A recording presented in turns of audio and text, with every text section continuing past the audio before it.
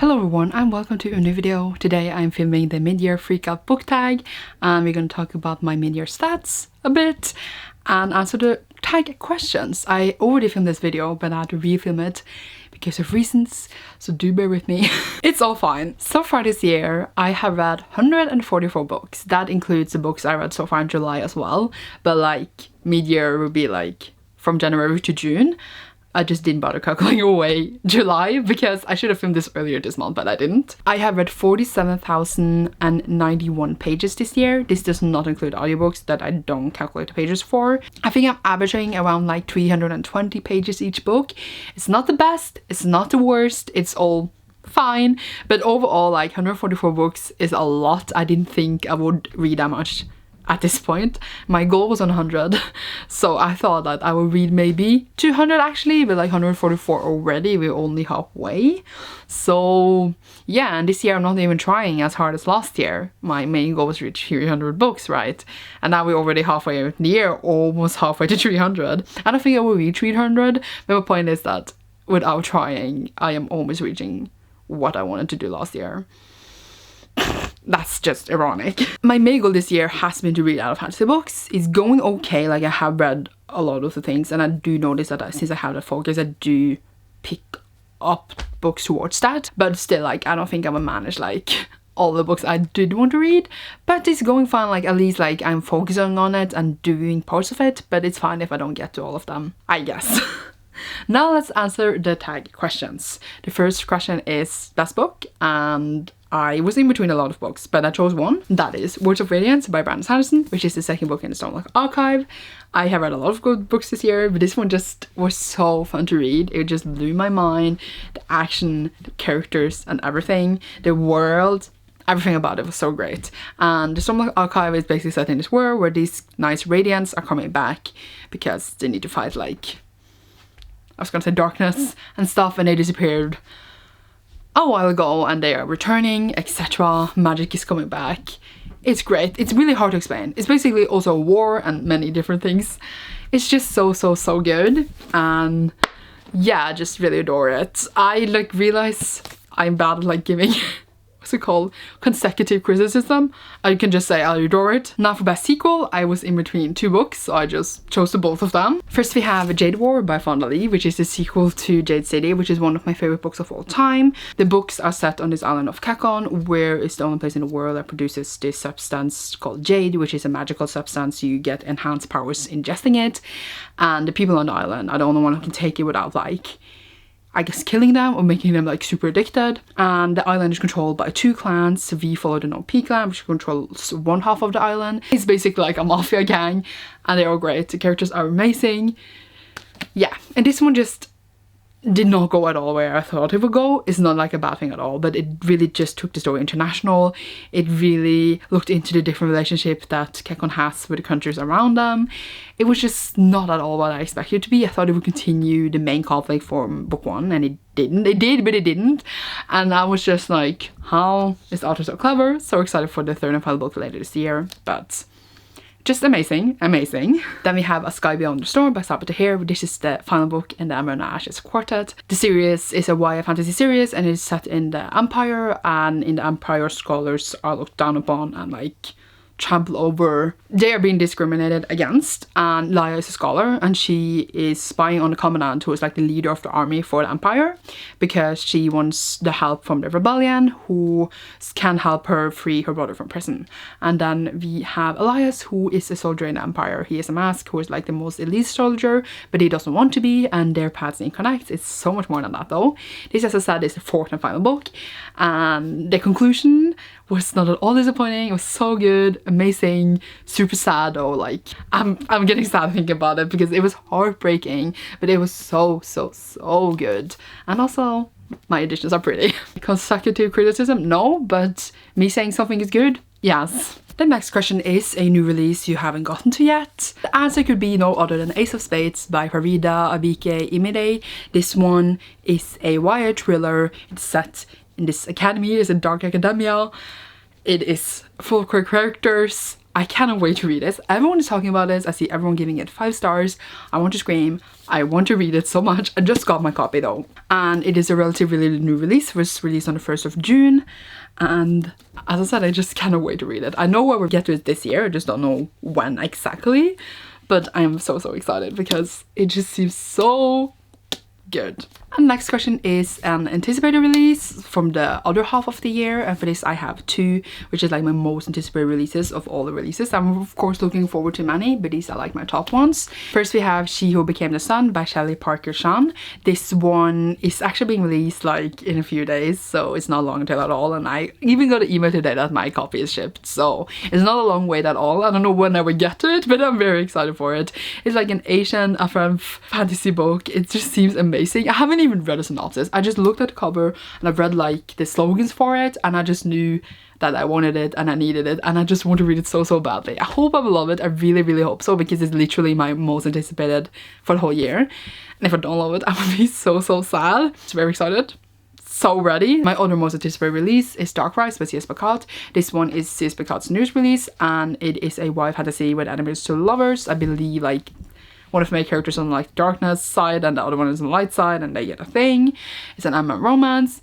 I'm very excited for C.S. Bacot's new world and just new characters and stories, because I think the author just writes so amazingly. I hope I will love it. I really do. This one is being released on the 20th of September, so it's not that long until. And yeah, I'm just very excited. The next question is the biggest disappointment that I read, and that would be The Blade Itself by Joe Abercrombie. I was so excited for this because I heard about it for a billion years. Everyone everywhere gave it 5 stars. It's like on the list. If you Google like adult fantasy books to read, this is always on the top. I was ready to give it 5 stars. It was not it for me. It's like just follow 3 characters. I mean, really setting up the story. It feels like a prequel more than the first book is serious. Nothing really is going on. It's really just character driven all the way through.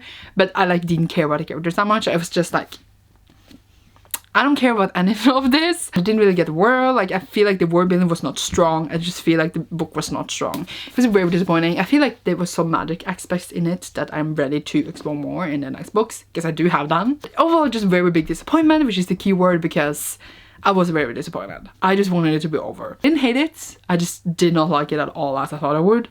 It was like very in the middle of the tree for me. As I'm very negative now, I wasn't trying to say that I didn't like parts. I just like, the book was not for me. This is a really good answer for biggest disappointment, because the expectations were up in the roof, and now for the next ones they are like literally down in the ground. So there's that. And the next question is biggest surprise, and this would be Know My Name by Chanel Miller. This one follows Chanel's story when she was raped and the court case and everything that happened after that, and like her life in general. Surprise in a way that I didn't know and think how this book would affect me so much, how much the story really like impacted me, how invested I was in it. Like, I was just thinking about it when I was not reading it. It was so impactful and powerful. It was written so well. I didn't expect the story to just be as strong. So I was just surprised in all different directions, like my care for it, how well it just sounded, like it was read by the author, just how it was constructed, how I was gonna say touching the story was, but it's not exactly like a touching scenario. I don't know the word for it, but like just how it went really deep in, I feel like, and I feel like I cannot forget about it. So I was just surprised of how much it affected me and how good and like how much I loved it, I guess. It's a weird book to say you love, but you get the point. Also, I really need a physical edition so that I can like look through it more and like find codes and stuff, but I don't have it yet because I'm slow. But yeah, big surprise, but like in the best possible way, because I knew I would like respect it and enjoy it and like find it insightful, etc. Like, I knew that anyway, but it was just so much more than that as well. The next question is favorite new author, and for that would be Junji Ito, who wrote Uzumaki, which is the only book I so far read by him. But I know that whatever I would read next from him will just be like this, and then I know it's just my fave. Like, this follow just basically spirals taking over this town. It's so weird, but it works somehow, and it's just so enjoyable, but so my head is spiraling. It's just so unique and good, but so weird, and I just think like the unique concept and just how the story was represented, everything, it's just so strong. So favorite new author definitely, and I'm so excited to like knowing I have more from him, and knowing that like I know I will feel like the same ghouly feeling I read it. It was not enjoyment I felt, it was more like nausea, but not like sickness nausea, just like really unsettling feeling, but then you know it's kind of brilliant. I don't even know. Next question is new fictional crush. I don't really get that many crushes apparently in fictional characters anymore, except in anime and manga. And then we have characters from Jujutsu Kaisen by Gege Akutami. So I read 2 volumes of this so far, but I watched the whole anime this year too. But I read the 2 volumes this year, so it's not like it didn't count. It counts. So we have 2 babies that I'm completely in love with in the same manga. I'm gonna find like when he says who he is, because then it looks so good. Here he is! It's Megumi, my precious. I love him so much. I love him. I love him. He was my first baby, but then Gojo showed up, and like, how can you deny loving Gojo? I'm gonna try to find. There. Gojo sensei! My other precious baby. So I love them, I adore them so much. I'm so excited to continue reading and read more about my babies and what they would do. And then of course, when more anime comes, watch them talk, like hear their voices. I don't even know. I love them. A lot. I would marry both of them.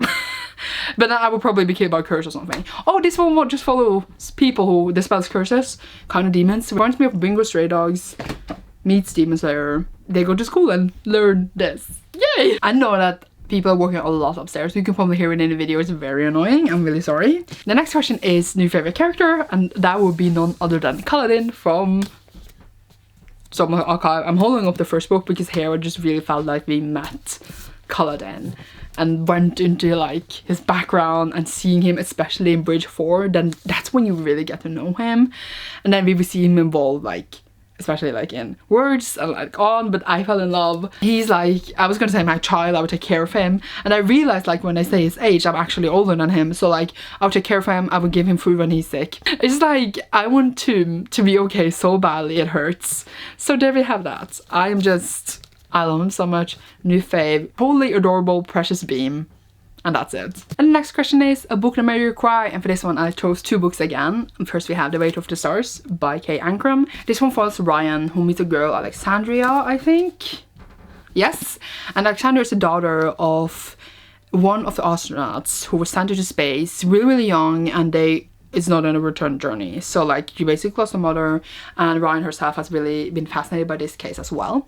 So they meet and they fall in love, and it's just like a lot about space and stars and like them trying to like find signals from her mother so that she can get her messages. And it's just so precious. The end especially just hit me. I'm still thinking about it after like, now it's been months since I read it, but I'm still thinking about it a lot, and just like how it really made me tear up. It was just so beautiful. I wanted it to happen so badly. It was so beautiful, touching, and now I can feel it in my heart. Why do I have emotions? It was just so, I don't know why like this specifically went so into me, but it did. And here we are. So really recommend, truly. The other book that should have made me cry is The Little Life by Hanya Yanagihara. I feel like I should have cried. I feel like I teared up, but I didn't like cry. I don't really cry that much in books, I guess. I have sobbed in other books, but like I can't remember in which ones. So this one just full of 4 friends who live in New York, and they all have a lot of trauma to deal with in the past, and it's just a lot of dark shit in this. So please read up on this before you decide to read it. But it's overall a very sad and heavy book. The whole roundness of the book is sad, so it's like you expect tears, but what really hits me in these kinds of books always, it's not like when a big tragedy strikes, that's always sad anyways, but it's like when there's like small soft moments, especially with parents. I don't know, I have like these soft spots for parents, so there's like these parental moments in this that really made me tear up, and those I like teared up more than this other stuff you expect me to tear up on. That was a sentence. Point was, it was super sad as expected, but it was very good. I feel like I needed it here. I did definitely tear up though, I think. Next question is a book that made you happy, and for that I have Rule of Wolves by Lee Bardugo. This is the newest book in the Grisha Wars, and it's many books to get to this one, but it's basically the sequel to King of Scars, which I did enjoy a lot. But this one I just loved. I don't know, it made me just so happy. The directions where the character ended up, it was just such a good book for me, and I don't know why. It's the only book in the Grisha Wars I give it 5 stars. I don't know why I loved it so much. Like thinking about it later, I'm like, did it really deserve 5 stars? But like when I was reading it, I was enjoying myself so much. I had so much fun. It made me so happy and satisfying, and just like I had all the emotions reading it. It was just such a great reading experience. It was truly like top-notch reading for me. I think that experience made it so precious for me. So yeah, it just truly made me happy. All the interactions, everything that showed up in there, how it all ended up. It was like, let's just break everything, and I don't care because I loved it. So yeah, truly a fitting answer for this. And next question in the tag is the most beautiful book I acquired this year, and that would of course be A Sally Sea by Erin Morgenstern. This one is the deluxe edition. It's only 100 copies. Super duper uber expensive. My best friend got me this for Christmas, but I got it like after Christmas. So here we are. It's so pretty. It's so expensive. It's the most expensive book I own, but it's so beautiful. And that reminds me, I really want to reread this book actually. But yeah, I want to take it out. But like every time I take it out, it makes me like, why am I taking it out? But yeah, I'm just showing you a bit. It's so expensive. Is it worth it? Who knows? I made a whole video about it, but truly a beautiful book. Could not answer anything other than this, even though I do also get my favorite Amber and Ashes set, which I showed you a bit of earlier.